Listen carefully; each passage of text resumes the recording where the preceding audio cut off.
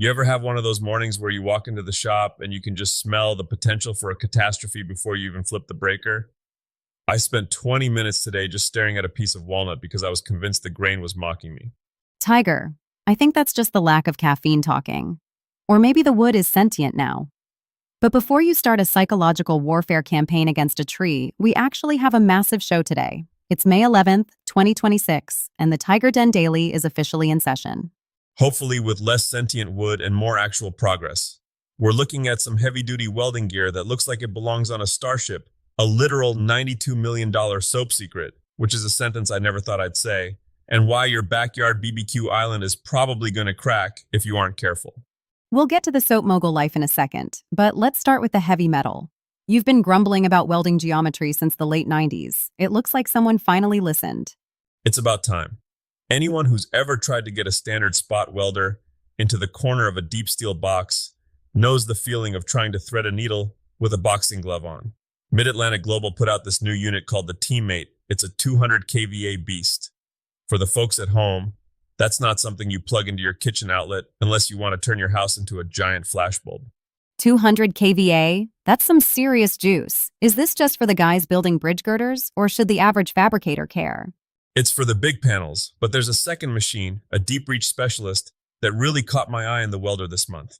It's designed for those narrow channels and deep dish geometries where you'd normally be swearing at your copper tips for being too stubby. It's like having a set of long-reach pliers that can also fuse metal together. I'm more interested in the Netterman fume eliminator. Mostly because whenever you weld in here, I end up coughing for 3 days. You finally going to upgrade? My lungs are probably 40% slag at this point, but yeah, the Gomax looks legit. It's a mobile unit with dual workstations. The clever bit is that it's designed for on-torch extraction. Instead of a giant hood hanging over you like a looming shadow, the vacuum is right where the heat is. It works for manual rigs, or those cobots that are taking over the world. Good. I'd prefer my co-host not to be a cloud of metallic dust by age 60. While you're worrying about your lungs, some people are actually getting a proper education in the trades. I saw that Local 525 out in Las Vegas just landed National HVACR accreditation. That's a big deal for the union guys, isn't it? It's the gold standard. It means if you're an apprentice there, your training isn't just some hope for the best apprenticeship, it's academically vetted. And speaking of getting folks into the game, there's a new grant program from Bring Back the Trades. Is that the one that gives away the kits? I was looking at that. They have specialized setups for plumbing, electrical, auto, even carpentry. Exactly. The tool barrier is a real thing. When you're 19 and trying to start out, staring at a $2,000 list of required tools is like looking at the side of a mountain you're expected to climb in flip-flops. These grants just hand you the gear so you can get to work. Just don't ask Tiger for his tools. He'll give you a lecture on why you shouldn't touch his good chisels. They're precision instruments, Alex. They can sense fear in unwashed hands. Okay, let's talk about the goat soap, because I'm still stuck on that $92 million figure. Beekman, 1802. How does a maker go from a literal herd of goats to a global empire?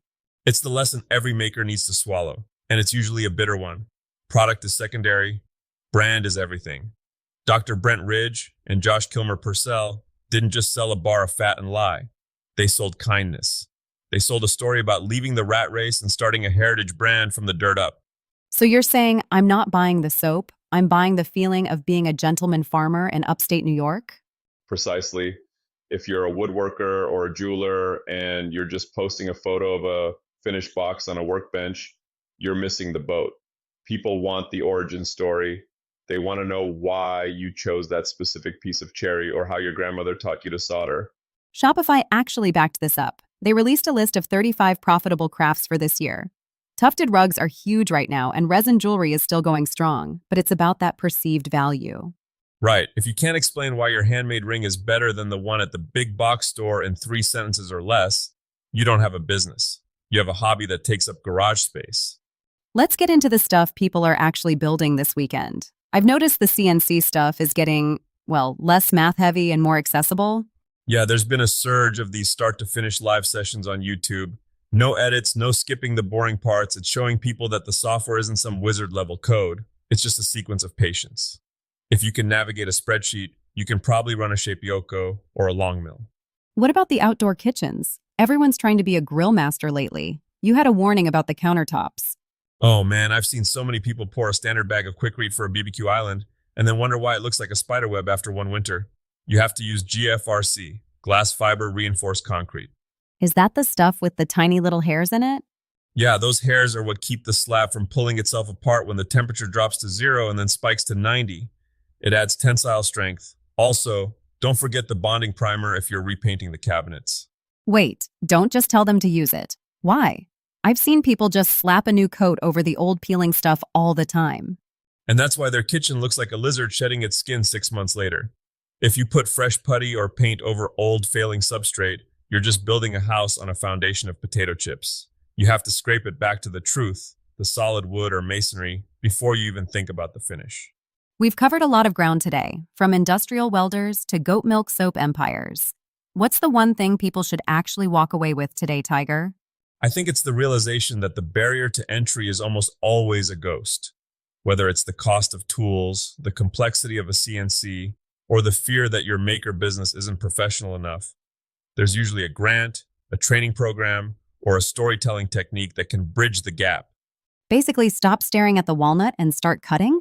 Exactly, the wood only mocks you if you let it stay in one piece. Go make something, even if it's a mistake. Especially if it's a mistake, that's just a lesson you paid for in sawdust.